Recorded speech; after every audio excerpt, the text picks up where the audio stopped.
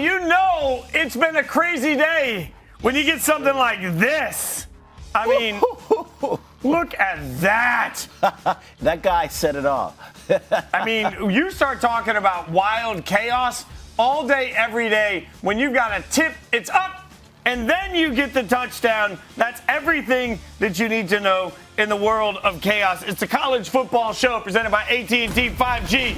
I'm Jason Fitz, he's Skubie Mageza. You know the drill. What we're going to do for the next hour is get you caught up on everything that's happened today and everything that will happen tonight. It's a fun ritual that we like to do every single week. Now, obviously, Skubie, it's been a wild and crazy day, and there's a lot to get to. But I will say this, chaos in some ways, chaos not in others. Like, we're so used to Saturdays being wild that only seeing one undefeated team lose seems like it's almost a normal day. Yeah, and it just feels good to have college football back. I know it's only been a week, but I'm happy because the chaos continued that we saw last week, and it just goes to show that it's like the March part of football season, you know, when things just start to get spooky, and it's getting spooky right now. Well, it wasn't spooky for Ohio State. That's one thing we do know. Let's start with the normal, and that's Ohio State taking on Purdue. You got Aiden O'Connell, who's just, remember, we're not that far removed from seeing Aiden O'Connell rip up Michigan State's season at this point, but Aiden O'Connell slips by, finds Jackson Anthrop for the 25-yard touchdown, ties the game at 7. Early on, I thought, you know what, we might get a game here. For sure, but C.J. Stroud and his offense said, psych! Yeah, Trayvon Henderson says, you know what, it's fun, swiggity swooty, going for the booty, 57 yards. Ohio State goes up 21-7. You said it in the conference room at that time. You're like, they're about to release the hounds. That's exactly what they did. You mentioned C.J. Stroud found Jackson Smith-Njigba for the 20-yard touchdown. Wide open. Sheesh. He's been a delight to watch. Buckeyes up 28-7. Stroud says, you know what? Let's keep spreading it around. Garrett Wilson for the touchdown on this one.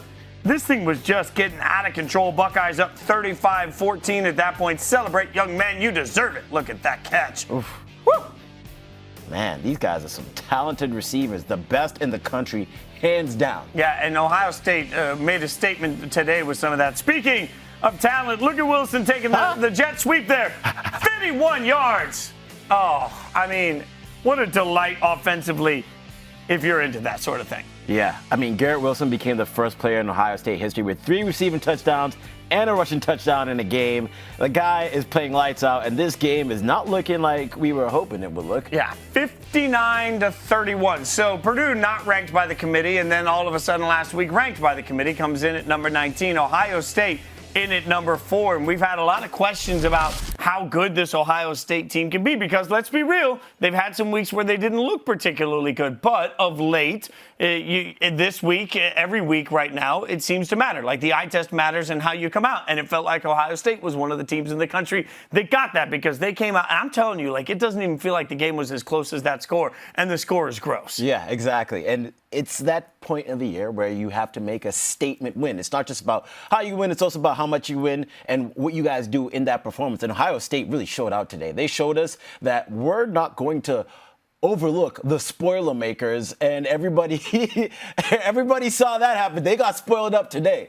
And in fairness, you were mentioning Christine Williamson, our great friend that does awesome work on Countdown to Game Day with Harry Douglas. You can watch that early in the morning. They were talking about how once you become sort of the David Goliath thing, right? Once you become David, at some point, that's when you get knocked down a peg. Well, I would also argue that it's an eye-opening moment. Like, if you were Ohio State, and if there was any chance that you might possibly overlook Purdue, all you had to do was watch Purdue do that to Michigan State, and then all of a sudden, bam, like the antenna go up, right? All of a sudden, you're like, not us, fat Jesus. Like, it's not going to go down that way. And that's how you end up where you are in this sort of situation where I think Ohio State, suddenly they wake up a little bit. They come into the game with a different level of gas pedal. So, I'm not surprised. You got to think that they watched that game last week and thought, ain't no way, Jose, we're going to let you guys do that to us. So they came into this game not overlooking this team. They did not underestimate them. I mean, they're the first and only team in the country to score 40-plus points in the first half 3 times this year. So this offense has been explosive. Yeah. And C.J. Stroud, I mean, that guy is starting to take over that Heisman race as well. We got to talk about him. Yeah, 59-31, by the way, is our final at this point. The mercy gods finally came in and said, let's just end this damn thing. Run the clock. So 59-31, Ohio State gets a massive win here. Now, you mentioned not overlooking. The number one team in all the land did not overlook Tennessee. This is a little surprising. Look, 41-10 is the score right now, 7 minutes to go in the game. You can see the stat line here in front of you, but Hendon Hooker, 24-37, 244, a touchdown and an interception. Stetson Bennett having an efficient day. Cook really over 100 yards rushing.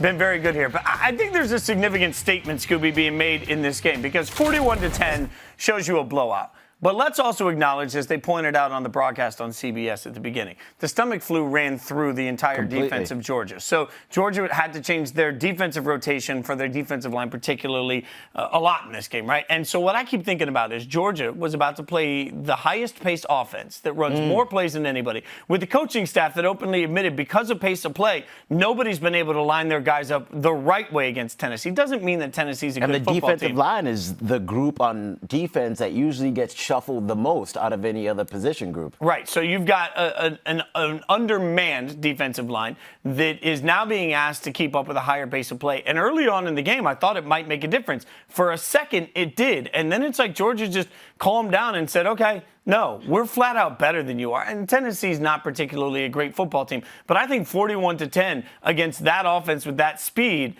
says something to me with Georgia. Yeah, I think it just solidified it even more that this team is the number one team in the country, and they played like this today. They had some adversity in front of them. They were able to overcome it, and they went up against a Tennessee team, as you mentioned, that has the most fast-paced offense maybe in the entire country. So to be able to do that and perform and get the job done the way they're supposed to, that's why you're number one. Yeah, but you live and die by that because last week the defense for the Vols was on the field for 99 plays. You can't do that against this Georgia team, as we've seen. 41-10, a game that was close for a little while, no longer anywhere close to being a game. There was a game between a top 10 undefeated Oklahoma Baylor team.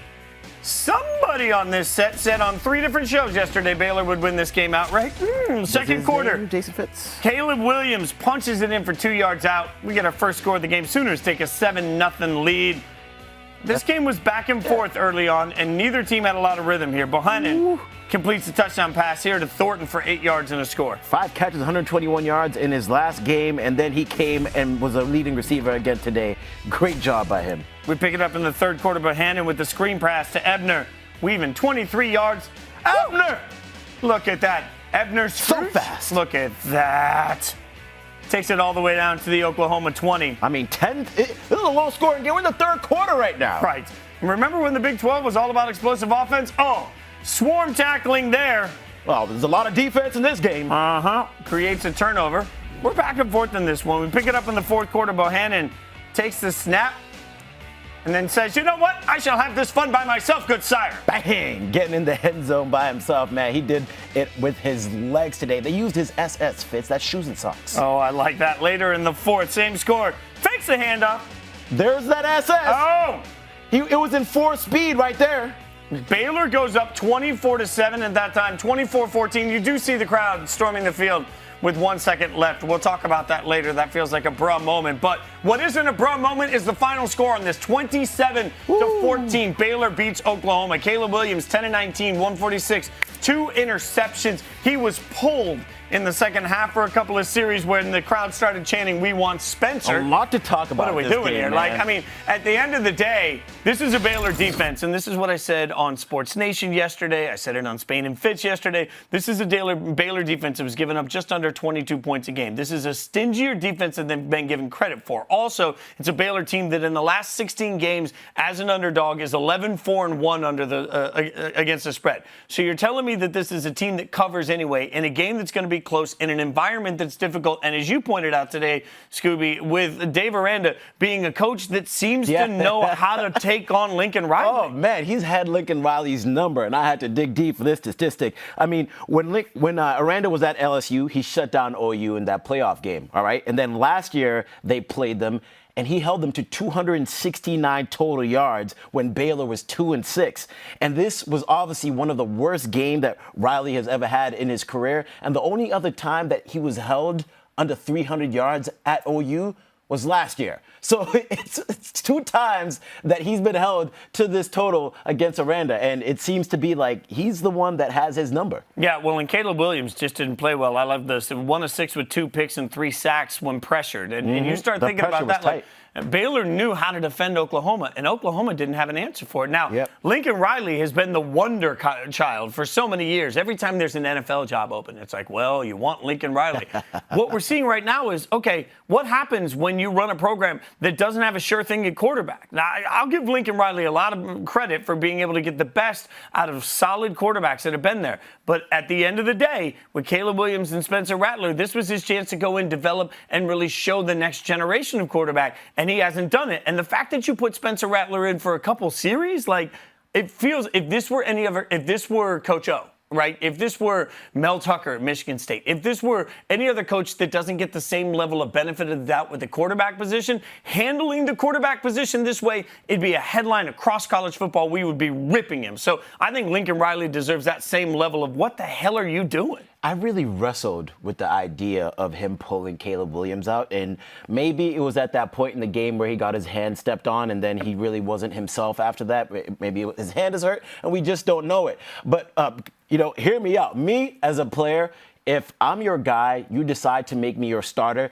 I've already come in and took over your starter's position. Believe in me. Let me hold it down. Stick with me. Instill that confidence. Be the coach. Be the motivator. And help me get out of my head so I can step up and perform to help you.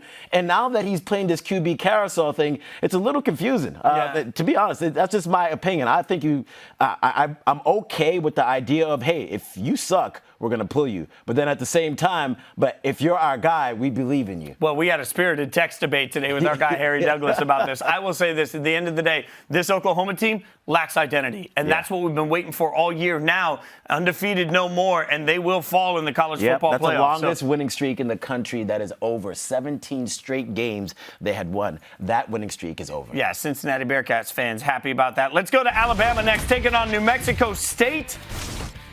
Oh, look at this. Everybody's dancing early because they knew this one would be a dance. New Mexico State kicks a career-long field goal. And Alabama's losing. Look at that. Ethan Robinson saying, we got your number. Stop the count. You can't stop me. You can only try and contain me. Oh, wait. Bryce Young says, Jamison Williams, 50-yard touchdown, smoother than Jameson Whiskey. Alabama takes the lead, 7-3. I see what's on Fitz's mind. We pick it up in the second quarter. I'm going to have some drinks tonight. Brian Robinson finds a hole on the left side and says, wait, we talk about Bryce Young all the time. You know what? We got running backs here, too. He looks like a big guy. Yeah, he's big. And he's still got so much of that turbo button. 63 yards. Alabama takes the lead, 35-3 at that point. Fourth quarter, Trey Sanders says, we can get the tough yards, too. I'm going to find that edge. And then gets right in there. That makes it 56-3. Alabama ends up getting the win. A really tight game for Nick Saban. 59-3. The 265th win of Saban's career, as you saw right there. Now has the most career wins of any active college football coach. Bryce Young, 21 of 23 for 270 yards, 5 touchdowns. Like, you going into the locker room saying, hey, the hell we doing? Like, give me back those 2. Like, there's got to be some way to get the perfect game. Bryce Young was essentially perfect. Yeah, man. I mean, he started this game on fire. First Alabama player to complete his first 13 passes in a game. And he now owns 2 of the top 3 longest completion streaks in Alabama history. So this guy is accurate with the ball. He had a great game for Alabama, and he's now seems like he's catching his stride more so and figuring out this offense. And look, when playing against a cupcake, I'm not going to have a big sweeping generalization. But I will say this. As much as I can fault the cupcake element of it, at the end of the day, Bryce Young, to your point, is now part of the new version of Alabama. And this is my annual reminder for the last 3 or 4 years. There was a point where Alabama offense was a laughable, like that was a punchline in a bar. Like, they still won,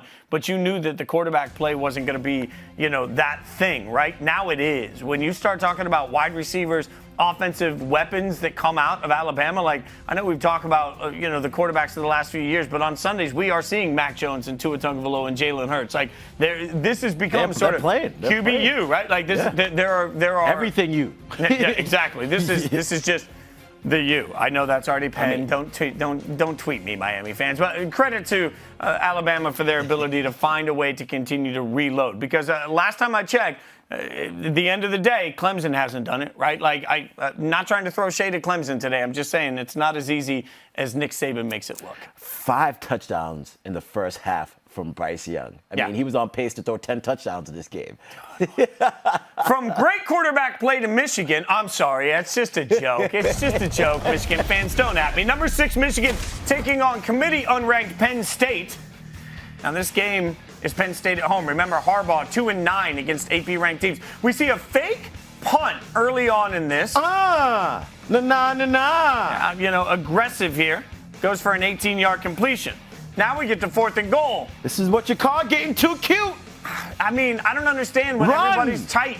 Everybody's tight. Like a fake field goal might work if you're at the 50, but when you're at the goal line, you think your punter's outrunning anybody? I don't understand. Ladies and gentlemen, you just saw the most unathletic play of the week. Yeah, second quarter here, and those points come back to matter. Second quarter, Cade McNamara finds Roman Wilson. This is a pretty pass by Cade McNamara. What a clean time. That's how you guys do it, man. I like that connection that Michigan has on their offense. Michigan up 7-3. We pick it up in the third quarter. McNamara again finds Wilson, this time for a 1-yarder. Bam. Again, very accurate, tight window throw. Michigan leads 14-6 at this point. Think that those 3 points would have mattered? All right, now we pick it up. Clifford the dog. Goes to the dog on this offense, Jahan Dotson. Just snatches it out of the air. That's a big 4th down. Best wide out in the country. No doubt. Clifford now finds Tyler Warren. Tyler Warren's second career catch right there, and it was for a touchdown. That's a great point. Great work by them. The Nittany Lions get the 2-point conversion. This thing's a game. But McNamara says, you know what? It's not a game anymore. I mean, that's a big guy just getting the arms moving on that run. I ain't getting in the way. Pylon finds the edge with his foot. Great analysis on this from the refs on why it was a touchdown, even if you didn't love the call from that angle. Michigan wins this thing 21-17. Clifford 23 of 43, 205. McNamara 19-29, 217. McNamara actually had a really efficient day. This was a day where both defenses played lights out. I thought both defenses played hard. I still walk away from it, though, Scooby, saying, okay, 2 things. One, James Franklin, like, you had every opportunity to win this game. Like, there were moments where I thought the coaching decisions were really curious. The play calling at times was curious. The fake field goal was curious. Like, they were unnecessarily aggressive in weird spots. Like, I don't know what they were trying to accomplish in a game where points were at a premium. And then on the other side of it, Michigan didn't look dominant at all against, again, a team that the committee doesn't have ranked. So at the end of the day, I don't know that Michigan made a statement with this win. Yeah, and then you just hear the people on Sparty getting a little bit louder, right? Hey, we beat them. Why are they ahead of us? Oh, we should be ahead of them, right? So your performance matters every single week. We mentioned this on this show every single week. And I do question some of the calls that Franklin had, especially what are you doing with that kicker? You already went for it on 4th down. Now you're going to do some goofy stuff again on another 4th down? Come on, bro. But Sean Clifford really struggled under pressure.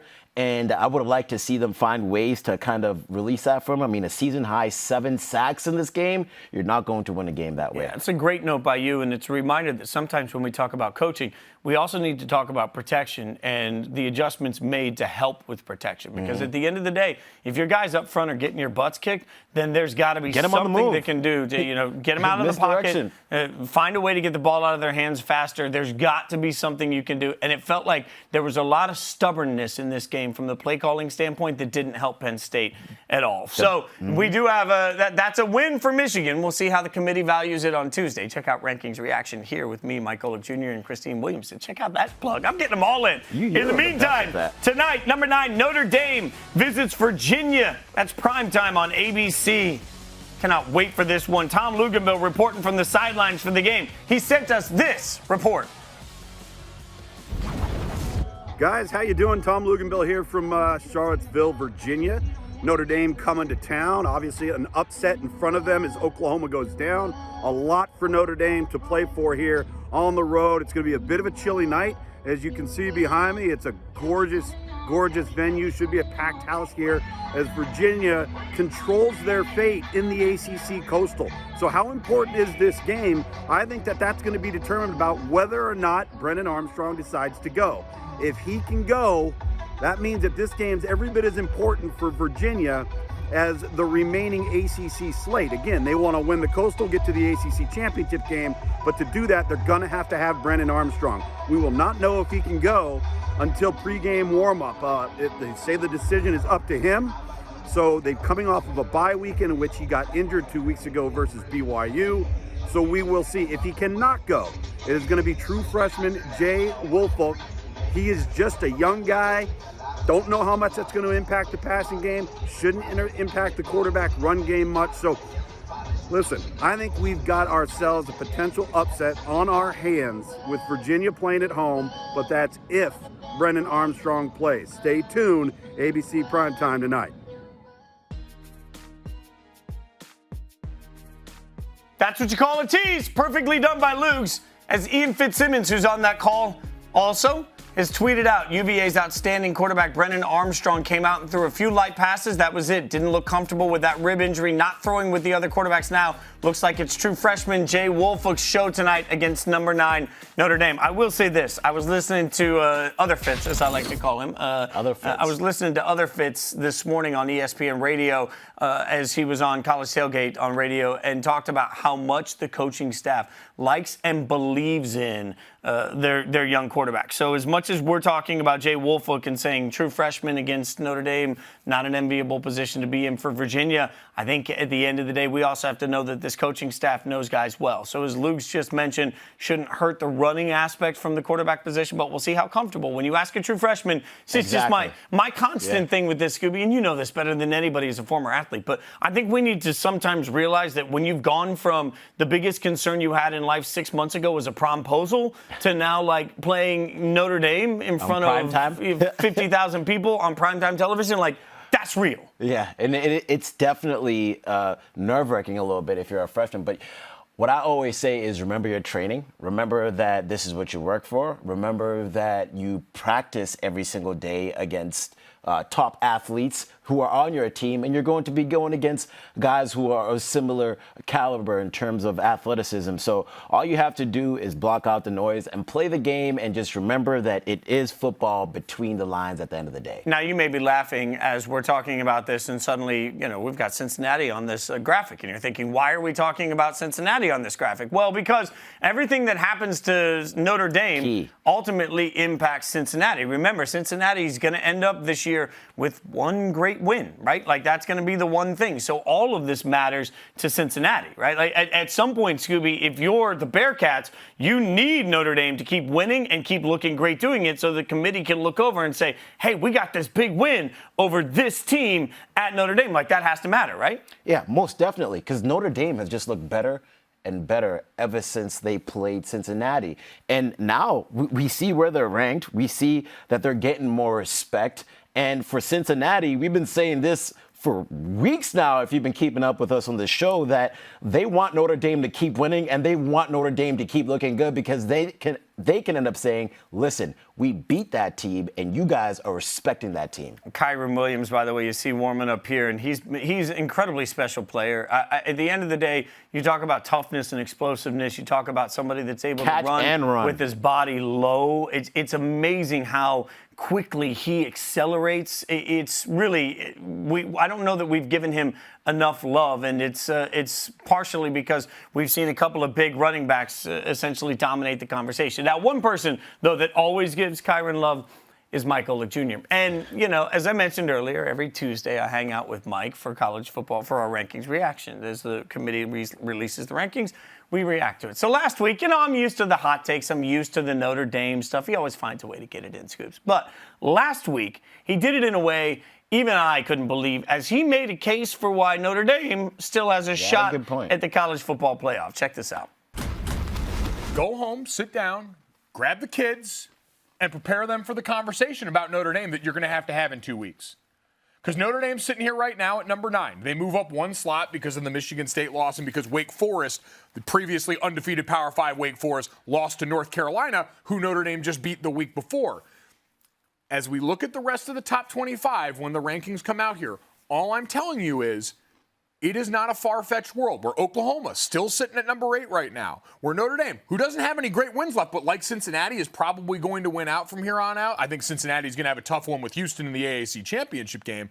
But Notre Dame's going to win out with no title game, be sitting there likely at 11-1, just looking up and saying, got a really good loss. Notre Dame's looked really good since they lost to Cincinnati in the middle of the season here. And if we're already doing these head-to-heads don't matter all that much, and all of a sudden push comes to shove at all in that conversation, there's no telling what they could do with Notre Dame.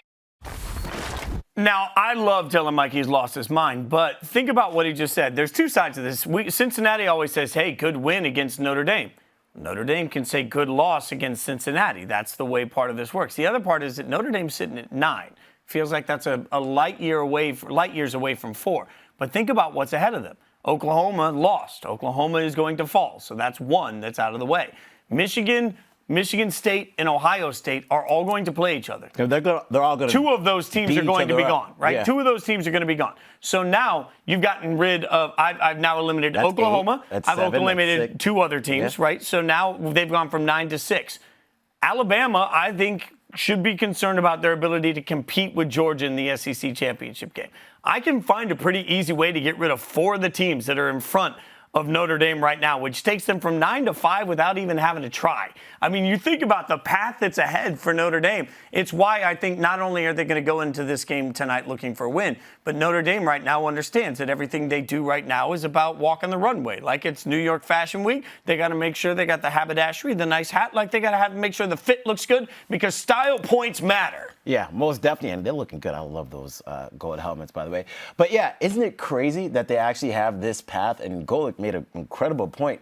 Just 4 of those teams that they can hop over, and then all of a sudden you're peeking in the door of the college football playoff. I think this is what makes this beautiful. This is what makes college football so fun, and I love the madness, and I love the idea that brings up these topics because now everybody can go crazy and argue about it. Well, it's one of the best parts about it. Like, let's be real. I think one of the best parts about the college football playoff process is that we have these conversations, right? So for casual college football fans, it may not be diehards watching every second of shows like this.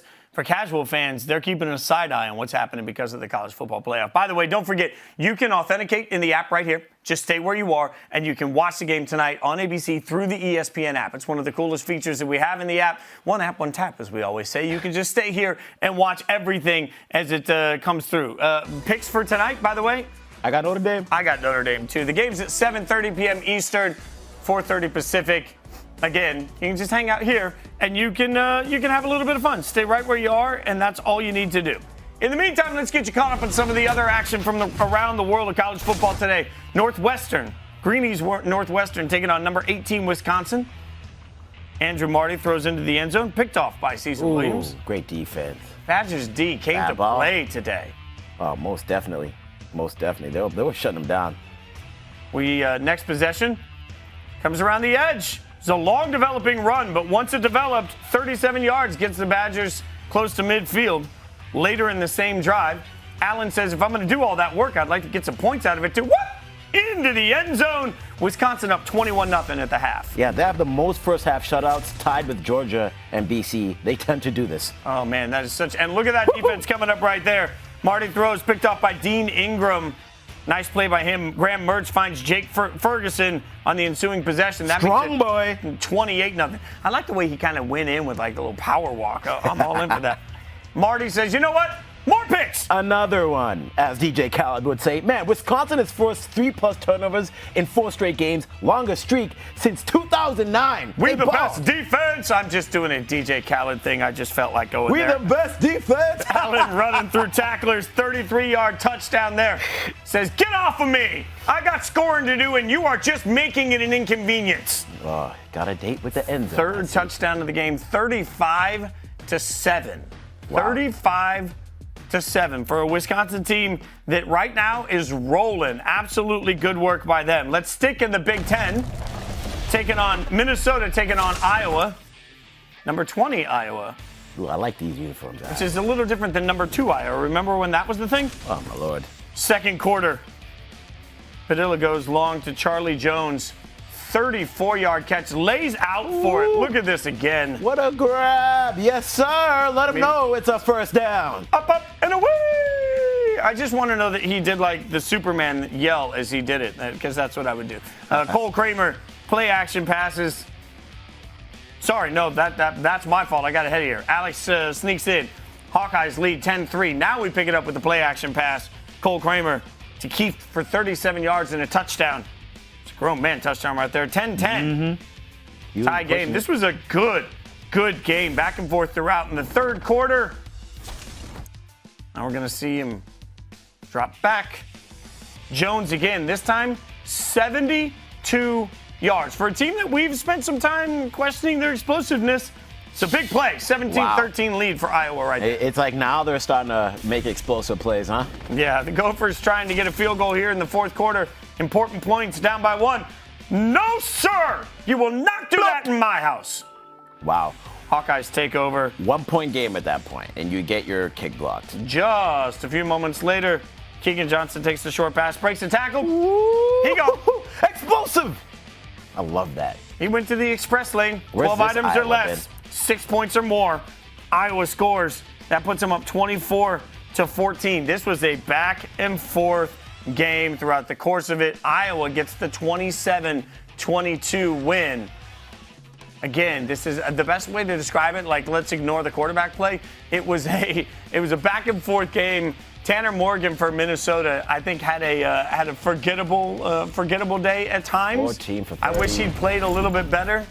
But now take a look at the Big Ten West standings, because all we do is talk about the East. You got Wisconsin at 1 in the West, Iowa, then Purdue at 5-2, 5-2, 4-3, continues to go from there. You can see it. The question becomes, with a Wisconsin team that's rolling and an Iowa team that at times has gotten some love, which one of those can actually compete with the East?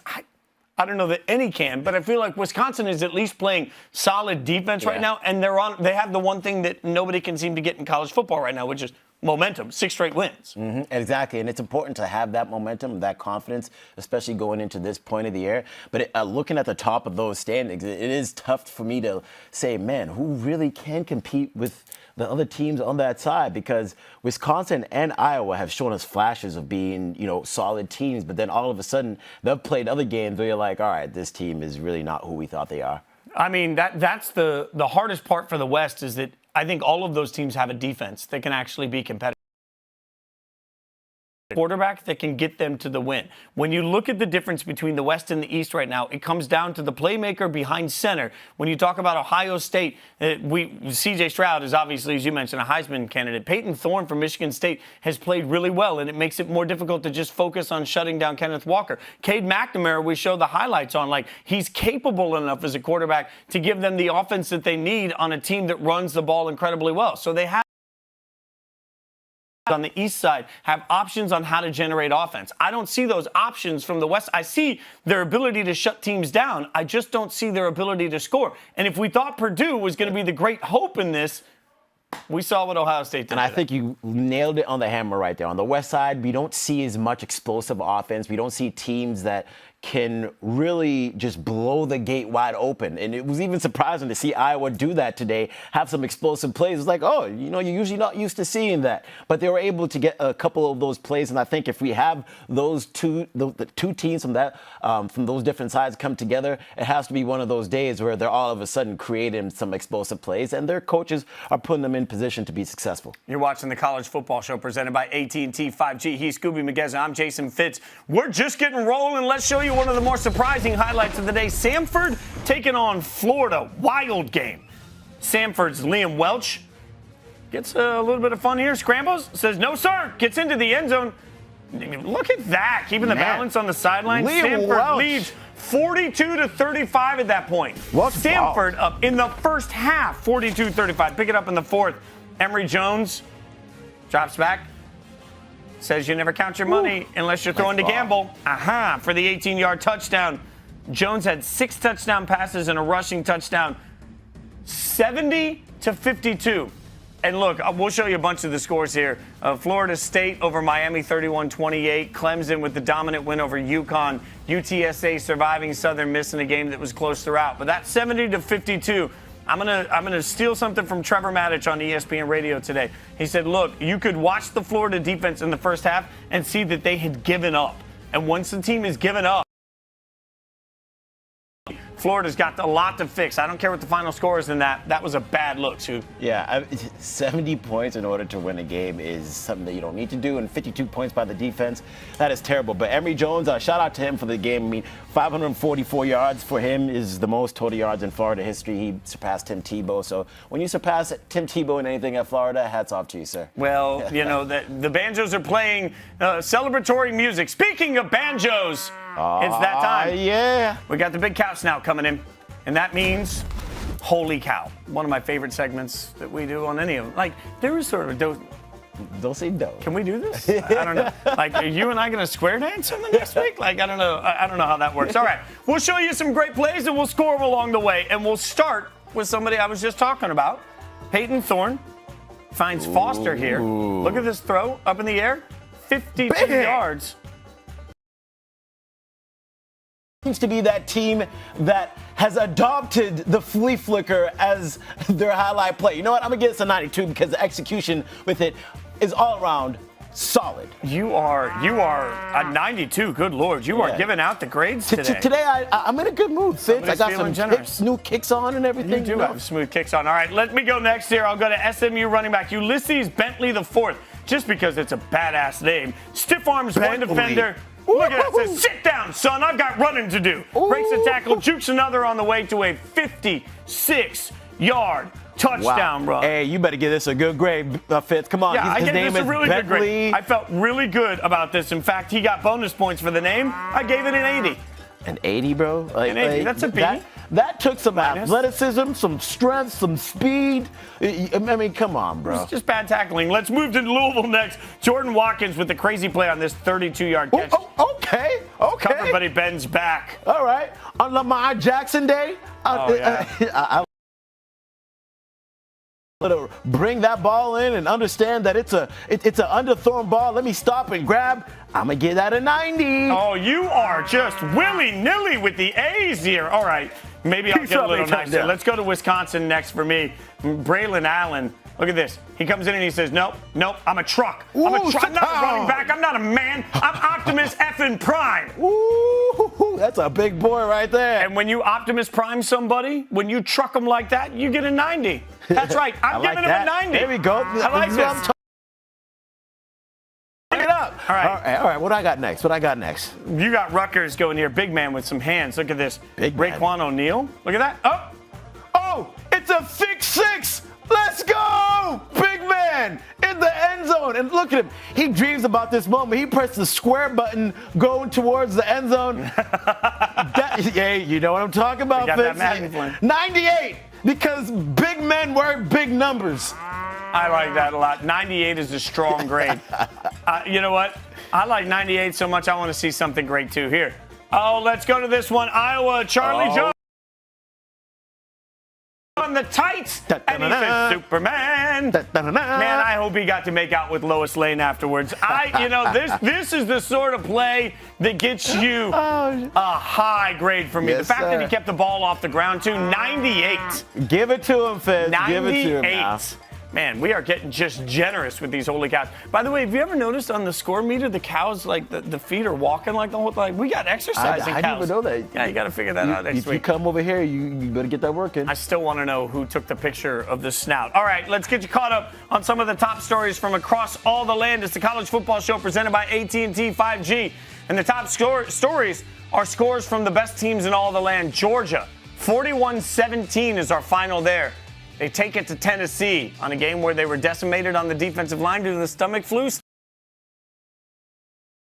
Alabama ate the cupcakes 59-3. Ohio State reminded us that Purdue probably didn't deserve to be ranked in the first place, 59-31. And Michigan survives James Franklin being a bad coach, 21-17. I just found all sorts of negative out of all of that. I know. After all the positive we just had in Holy Cow. Yeah. But the truth hurts, right? Yeah, I mean, somebody's got to be honest with them. All right, now it's time for our AT&T countdown to the CFP National Championship.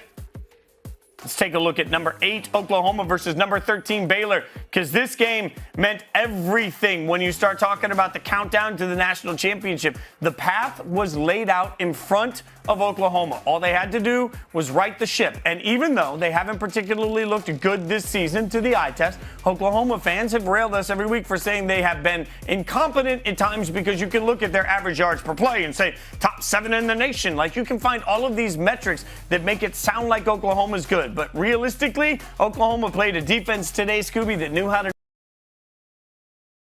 got their butts kicked. I know the final score was not indicative of the way this game went. It was close into the third quarter, but it was close in a way where you just felt like Oklahoma kept just stepping over their own feet. Yeah, Baylor came into that game with a game plan, and it went exactly the way that they wanted it to go. They wanted to focus on getting Bohannon to run the ball. He came into this game with 176 yards rushing at the quarterback position this year, and today he had He had over 100 yards rushing in this game itself. So he's already way over his average of what he does in a game, and he was chewing them up in the running game. 298 rushing yards allowed. That's the most OU has allowed since 2018. So they wanted to make sure that they ran the ball, kept that offense on the sideline, and controlled the clock.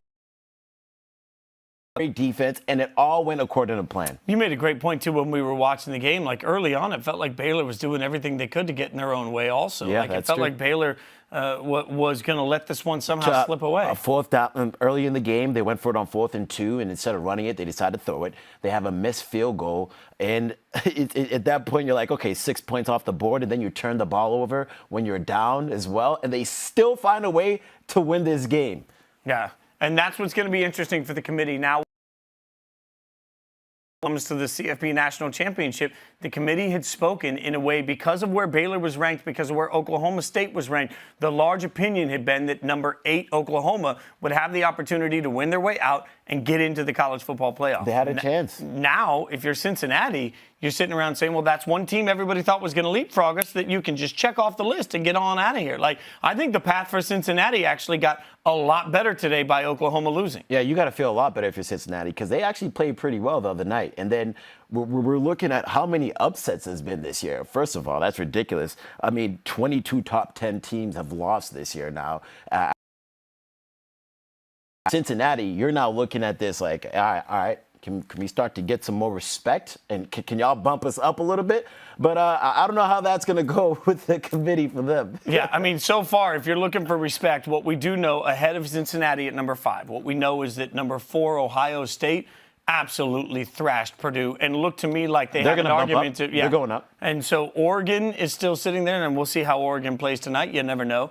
But then Alabama took care of their cupcake, and Georgia beat Tennessee. So, you know, if you're Cincinnati, you're just sitting there saying, keep on keeping on and hope that this stuff works itself out. We want to get you caught up on one score here. Ole Miss taking on Texas A&M. This one on ESPN, you can watch it right now. It's that's number 15 versus number 11. It's 10-0. Ole Miss is ahead in this game, which you would know if you followed me on Twitter at Jason Fitz, because frankly, Annabelle's pup picks, she picks every Saturday morning. She picked Ole Miss. She's 7-3, Scooby. 7-3. That is tough. I mean, 70%. She's a dog picking between 2 toys, and she has picked the correct toy and 70% of the time. And she just doesn't go out there and pick a toy. I mean, she is decisive. Yeah. She puts one up, puts one down, picks one up, and she goes in between. Yeah, I mean, at the end of the day, she's very selective in her film study, and it continues to work. Well, you know what we've done so far, celebrate a bunch of the good, but we also like to have a little fun with the bad. So it's time for Bruh, yes, delivered sir. by Pizza Hut. Yes, sir. All right, let's see what we've got first on the list. Oh, a little bit of local action for us in the sense What is that, he doing? Oh, he turned around, but it's UConn. It's UConn. UConn football, the home of new head coach Jim Mora Jr. And suddenly, what are you doing here, Clemson? Bruh? You might as well just have said that was a part of the play, because it was so bad, Clemson, that y'all should have been there for the tackle. Did he do a twirly? He brought it around town. I mean, at the end of the day, Clemson fans had to look at it and say, maybe we were just a little delayed in kickoff. At the end of the day, we know UConn will UConn. Florida action, this whole game had some bro in the first half. And Sanford's Liam Welch to Jay Stanton. Stanton run past 3 defenders. Just standing around. Bro, bruh, you got to tackle somebody. Looks like they just wanted to let them score as many touchdowns as possible in this game because, bruh, you got to tackle the guy if you're playing football. Remember when they told us SEC teams all played better defense? Huh. All right, let's move on next to some Penn State action. Clifford the dog to John Lovett. Clifford the dog. Throws it up there. Lovett says, oh. Scooby, you're catch, but this is just a lack of concentration, and sir, you have to make the play. Bruh, come on, man. Nice hands, feet. That's what Clifford just said there. He said, bruh, catch the ball when I throw it. Speaking of Penn State, how about this? Attempting a fake field goal. I don't understand it. You're like at the 3-yard line. Everybody's compressed in. You're going to rely that your kicker's going to outrun athletes? Come on, bro. Yeah, first off, if you're going to run that play as a kicker, you need to understand, keep going, beat him to the corner. And that's why you're a kicker, because you're not an athlete. Just a curious head coach at times. And Baylor fans, I get it. You're excited. You beat Oklahoma. But you have to wait till the end of the game if you're going to rush the field. There was still 1 second left, and they came out on the field. Well, we know that they clearly aren't here that often, so that's what we have to say about this. Man's here, letting it hang out. I feel you, cuz. Man, that's a lot of jiggle on that run. At the end, like, I want to see him, like, is he winded when he comes back to run it back? Like, as you know, he came back out on it. Like, do you rush the field twice? I don't know at that point. Like, you went out once, do you rush it the second time with the same level of emphasis? No, you don't have as much energy, but you're still going to go out there letting it all hang out. I loved how he just, saying, love yourself. Yeah, I got plenty to some bruh. All right, let's get you caught up on another top 10 team in action. Michigan State taking on Maryland. I did not like those Michigan State jerseys. I'm just going to say it. Well, you did like the flea flicker. It's like a constant play for them. It's the weekly flea flicker, this time a 52-yard touchdown. You'd think teams would start notice to defend it. I don't know. 7-0 Michigan State goes up. We pick it up here. Peyton Thorne going to hurl it over to Jalen Reed. Look at that. Man, Thorne just elite when it comes down to the fade ball down the sideline. When he's on fire, it is electric to watch him Especially throw. him and Reed. They've been playing together since what, middle school? Yeah, that's an amazing note there. Maryland's boot cuts it to 13-7, and Connor Hayward says, you know what? I'd like a touchdown too, Peyton. Thank you. 20-7 at this point. And we can't do a Michigan State highlight without mentioning Kenneth Walker. The Beast. 27-7 at that point. He did come off the field a couple of times with injuries. We pick it up here just before the half. Beautiful pass from Tagovailoa for another Maryland touchdown. That cuts it to 27-14. Looked like we might end up getting a close game. Third quarter, Thorne to Jaden Reed again. Look at this, Jaden getting a little 3-yard touchdown. And I apologize. I think I said Jalen earlier. So, Jaden, I apologize. Huge fan. Sorry to get it wrong. Jaden Reed scores. And what do we have there? 40-21. That's how you do it. Kenneth Walker III, 30 rushes for 143 yards and 2 touchdowns. From Michigan State came to play today, and they blew out Maryland. Now, that's not a huge surprise to blow out Maryland. They're a better team than Maryland, although Maryland has a lot on the line as they're trying to get bowl eligible. But at the end of the day, I think Michigan State remembered 2 things. 1, style matters, as we mentioned earlier. 2, the path's still ahead of them. Like, for all of the conversation, Heather Dinich just smartly pointed out, Michigan State is going to play Ohio State. If they win that game, then they will win the tiebreaker. They will go to the Big Ten championship, and they'll have the opportunity to win it. If they win out on their schedule, they're going to be in the college football playoff. So that win to Michigan, that loss to Purdue, I should say, stings, but it doesn't ruin their season. They came out and showed that they know that today. People pay attention to Michigan, Michigan State, and Ohio State for the rest of the season because they're about to beat each other black and blue. So we have them going against each other real soon. Ohio State and Michigan are all going to play each other, Michigan State and Ohio State. And then they got Maryland next week. So Michigan State took on Maryland. Michigan has Maryland next week. Let's see how they look against Maryland because we're going to be watching all of them real close. And then Michigan State is going to have Ohio State the following week. And then Michigan is going to be seeing the Buckeyes soon as well. It's still hard for me to see any of those Michigan teams beating Ohio. Scores from across the land right now. Ole Miss up 10-0 over Texas A&M. We've got NC State up early on Wake Forest. Again, very early. Arkansas up on LSU early in that one. And, of course, all eyes on Notre Dame, Virginia, which you can check out. In fact, we're going to check out a little bit of Notre Dame, Virginia right now. So we get a look-in going on here. Quick peek. This game currently on ABC. And again, you can authenticate in the ESPN app and watch any of your college football right here in the app without even going anywhere. Blitz! Let go. You got to see that. You got to see that. You cannot hold on to the ball when you see that many people coming in. Now, there's got to be a moment of pre-snap recognition for sure. I mean, just look at it. Look how many guys they held back at the line. They got 4 right over there, and I think they bring about 5. 6. You got to right up in the middle. He had his wide receiver right there. You got to be able to see that. It's got to be definitive against the blitz, right? And that's one thing that you'd expect from Jack Cohn, who's been playing college football long enough. But again, this is early in the game, and both teams getting a feel for each other. If anyone missed the note earlier, the expectation here is that Brennan Armstrong, the nation's second leading passer statistically from Virginia, will not be playing tonight. He hurt his ribs before the bye week about 2 weeks ago. It was a personal decision. Did he feel comfortable to throw?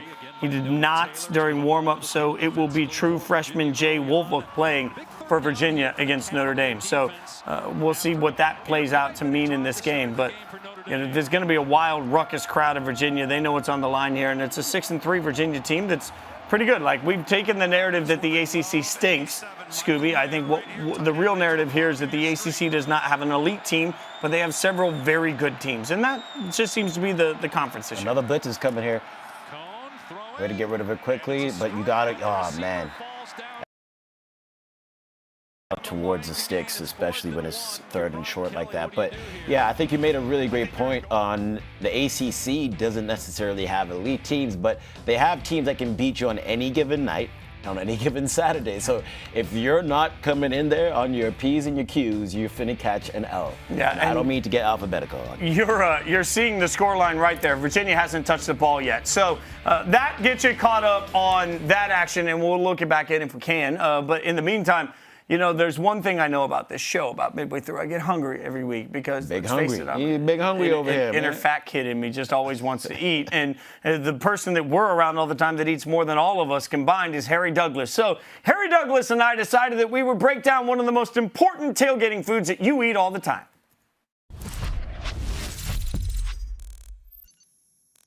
All right, a staple of every tailgating party, every tailgating event.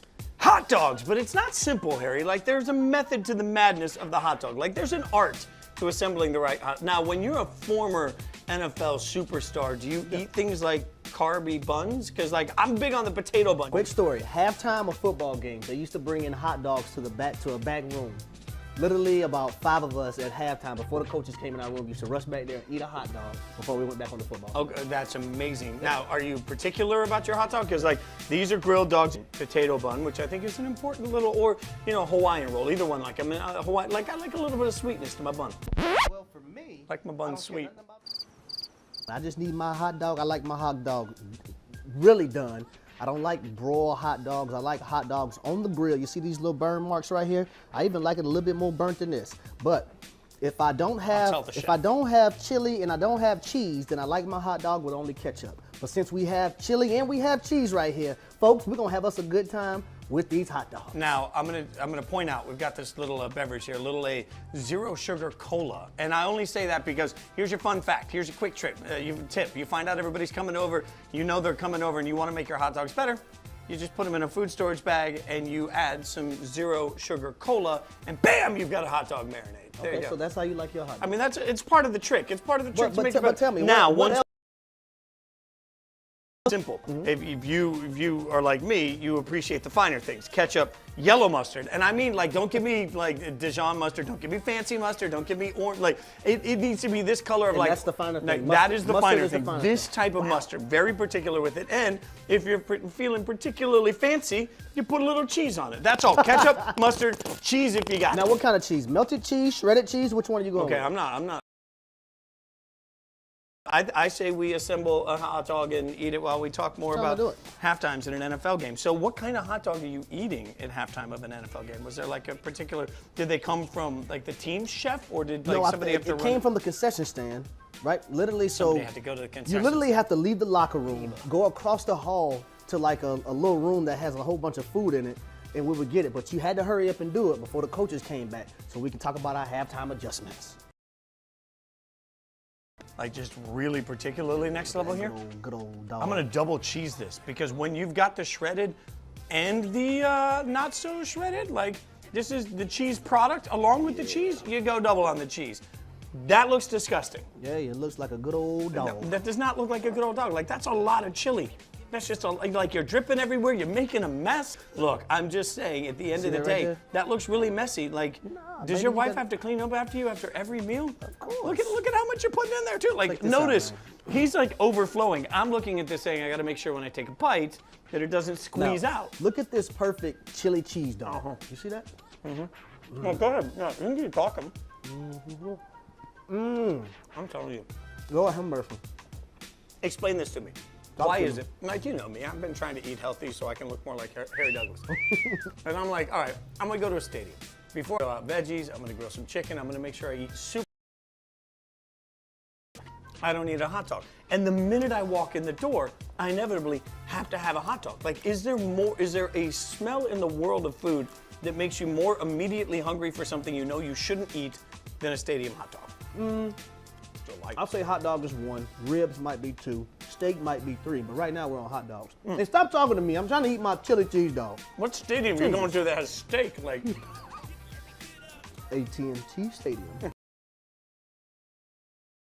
like Harry Douglas does. You get steak when you live the concession stand like I do. Now that's Look at you, you're making, look at this. But this is how you What are want we your dog. doing? This is how you want it to be. Sloppy. No, like when you're halfway through the dog, you have to flip the dog and make sure that you're taking care of whatever might be coming. Like, Look at that. look at you, you got it all over your hands. Out of respect for our friendship, you know what I'm gonna do with the last half of this dog? Talk to me. I'm not gonna let you touch anything because That's you my basically bro. look like a 6-year-old child. That's my bro. I'm gonna get Even it. though I hate mustard, I'm gonna try one today. And Lord, this is gonna be a show. You just significantly downgraded a perfect hot dog by adding that to it. Listen, let me put some mustard on a hot dog. I mean, the inner fat child's not going to let this go to waste. Like, I'm still going to eat it, but you just now put a Because- little ketchup on there too. You need both. It's like ketchup and mustard together. That's like now I love eating it with just ketchup. I don't like mustard. no, you got to do but the two of them together. It's like a tag team, like you and me. Like Harry Douglas, That's my boy. amazing, but Harry Douglas and Jason Fitz, dynamic duo. world Name a better champions. duo. I mean, we'll wait. This is Let's see. All right, let me try this. Okay. Oh hell no. Ain't no way. is it the smell? Did you even try it? Did you? You got kids, and if your kids gave you that, you know whether your kid, you would tell your kid you didn't even try it. This is Where's the mustard? It's over there. no, but the potato bone. Bro, mustard is so nasty. I think our friendship may have taken a severe hit. But my God, these hot dogs are delightful. I can't do it. The mustard. We've learned a lot about each of us in this process. That's all I have to say about hot dogs. That's the last time I would ever eat mustard in my life. Ever. It's glorious. Don't try that at home, folks.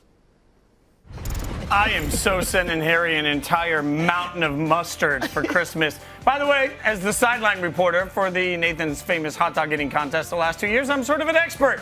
Top hot dog consuming city, LA. Who would have thought? Pete, hot dog season, Memorial Day to Labor Day makes sense. 150 million hot dogs were consumed on July 4th. Not all of them by Joey Chestnut, but most of them. All right, are you ready to have a little fun, Scooby? Oh, yeah, it's that time. for Routed. Let's go, baby. Oh, yeah. Here we go. We're going to start off with Baylor's Taekwon Thornton.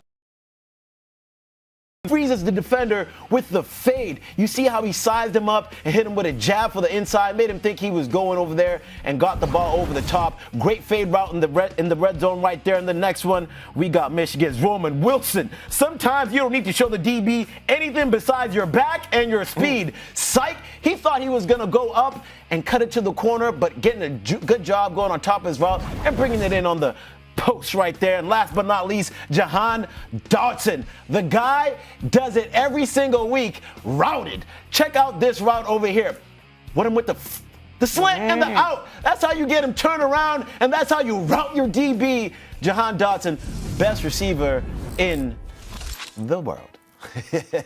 Lamar Jackson, one of the best players in the world, got his number retired today for Louisville. An incredibly cool moment where you could see the genuine emotion from Lamar as he realizes he becomes only the second player in Louisville football history to have his number retired. We just want to say congrats to everything he accomplished for that program, to everything he's accomplished as a human being, and to this moment of being recognized. Very cool to see a school do this for somebody like Lamar. Yeah, and he's doped out in that gear. I saw someone say it looked like he walked in the Gucci store and said, "Let me get the mannequin."